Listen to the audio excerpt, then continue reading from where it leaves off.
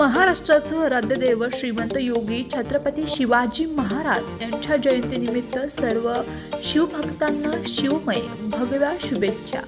संयोजक श्री शिवजन्मोत्सव मध्यवर्ती महामंडळ सोलापूर। मिरवणुकीत सामील होणाऱ्या सर्व मंडळ पदाधिकारी व शिवभक्तांचं सहर्ष स्वागत।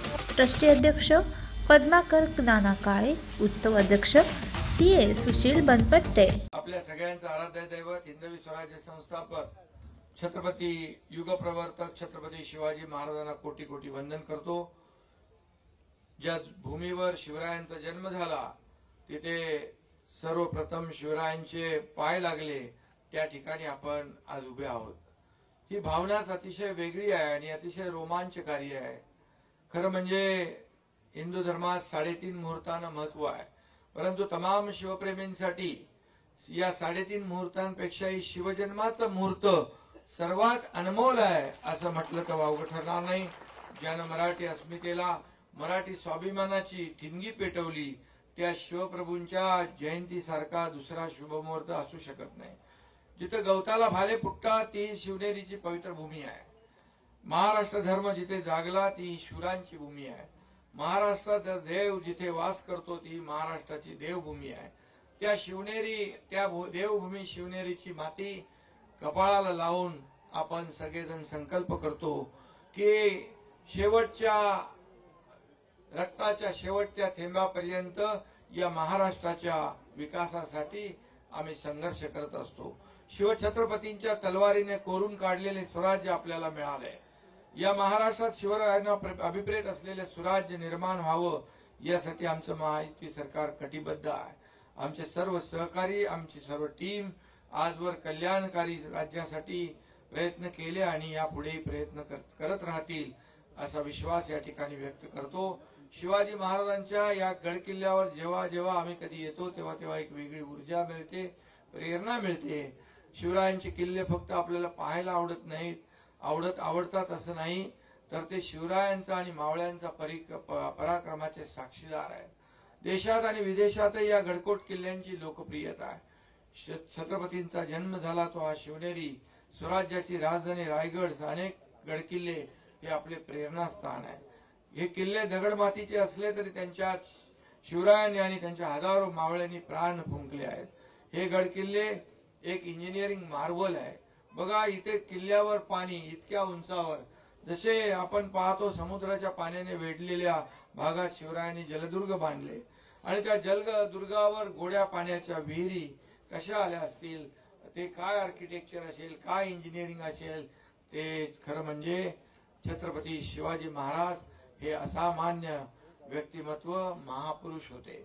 आणि म्हणूनच आपल्या महाराष्ट्रातल्या 11 किल्ल्यांचा प्रस्ताव युनेस्कोकडे गेला वर्ल्ड हेरिटेजसाठी, त्यात आपला शिवनेरी किल्ला सुद्धा आहे, हे देखील आपलं भाग्य आहे।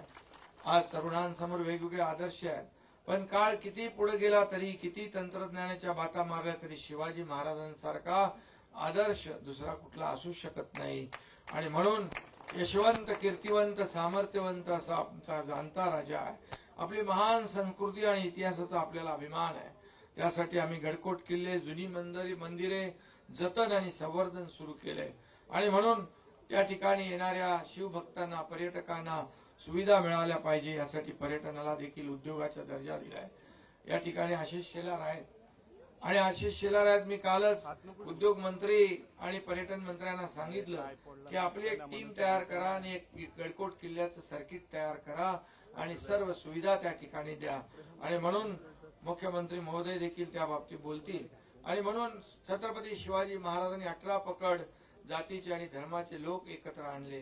त्यांनी स्वराज्यात त्यांना वेगवेगळी जबाबदारी दिली आणि आमच्या महायुती सरकारने देखील शिवरायांचा सर्व समावेशक राज्य कारभाराचा विचार समोर ठेवून कारभार केला। 2.5 वर्षाचा कारभारही आपण पाहिला। सर्वसामान्य लोकांच्या जीवनामध्ये आदर्श निर्माण करण्याचं काम, त्याचा जीवनामध्ये बदल घडवण्याचं काम केलं। आता तेव्हा मी मुख्यमंत्री होतो, आता देवेंद्रजी मुख्यमंत्री आहेत आणि आम्ही टीम म्हणून या राज्याचा विकास करू, या सर्व गडकोट किल्ल्यांचा विकास करू। शिवरायांची राजनीती, न्यायनिवाडा, परराष्ट्र धोरण, आरमार उभारणी, युद्धनीती याची माहिती देणारी आज्ञापत्रे आपल्याकडे आहेत। आणि म्हणून स्वराज्याची निर्मिती करताना राजांनी पर्यावरणाचं रक्षण देखील केलं. आपल्या नौदलाच्या ध्वजावर सुद्धा शिवरायांची प्रतीका आहेत. शिवरायांची आरमारी ताकद ही नौदलासाठी प्रेरणादायी आहे. आणि काही दिवसापूर्वी आदरणीय प्रधानमंत्री महोदयांनी मुंबईत 3 युद्धनौकांचं राष्ट्रार्पण केलं. त्यावेळी प्रधानमंत्री महोदयांनी शिवरायांच्या आरमाराचा अभिमानाने उल्लेख केला. ही देखील आपल्यासाठी फार अभिमानाची गोष्ट आहे. आणि म्हणून मी आपल्याला एवढंच सांगतो, ब्रिटनहून देखील आपण वाघनखं आणली. त्याचं प्रदर्शन महाराष्ट्रात होत आहे. ही वाघनखं बघण्यासाठी विशेषतः लोकांची, विद्यार्थ्यांची गर्दी होती आहे. आणि म्हणून यासाठी आपण एक एक पाऊल पुढे जातोय. काश्मीरमध्ये आज संध्याकाळी देखील आग्र्याला छत्रपती शिवाजी महाराजांची जयंती साजरी होते. मी देखील 2 वर्ष गेलो. आज मुख्यमंत्री देवेंद्रजी देखील तिथे उपस्थित राहणार आहेत. आणि म्हणून त्याचबरोबर रशियामध्ये, जपानमध्ये, लंडनमध्ये, विदेशात देखील छत्रपती शिवाजी महाराजांची जयंती आपले लोक साजरी करतात. काश्मीरमध्ये देखील भारत पाक सीमेवर कुपवाडा या ठिकाणी आपल्या लष्कराने अश्वारूढ पुतळा उभा केला होता. त्याच्या उद्घाटनाला मी गेलो होतो. आणि त्या पुतळ्याच्या तलवारीचं टोक पाकिस्तानकडे होतं. म्हणजे पाकिस्तानने देखील हिंदुस्थानकडे डोळे वटारून पाहण्याची हिंमत करू नये, असा एक संकल्प आणि संकल्पना त्यामध्ये होती. आणि म्हणून मगाशी तुम्ही सगळे निवेदनं दिलेले आहेत.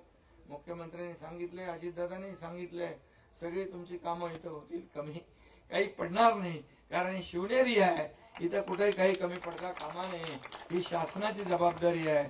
आणि म्हणून या महाराष्ट्रामध्ये या ठिकाणी एक सर्वसामान्यांचं सरकार, एक सुवर्णयुग आल्याशिवाय राहणार नाही. शेवटी या पवित्र भूमीला स्मरून एवढंच सांगतो, गड किल्ल्यांचा इतिहास आमचा, लढवय्यांची आहे भूमी ही, अभिमानाने आम्ही सांगतो. छत्रपतींची जन्मभूमी ही, स्वराज्याची मुहूर्तमेढ तू रोवलीस या मातीमध्ये, आनंद जन्मे गरजत राहशील, तुझ्या कीर्तीची यशोभूमी ही. जय हिंद, जय महाराष्ट्र.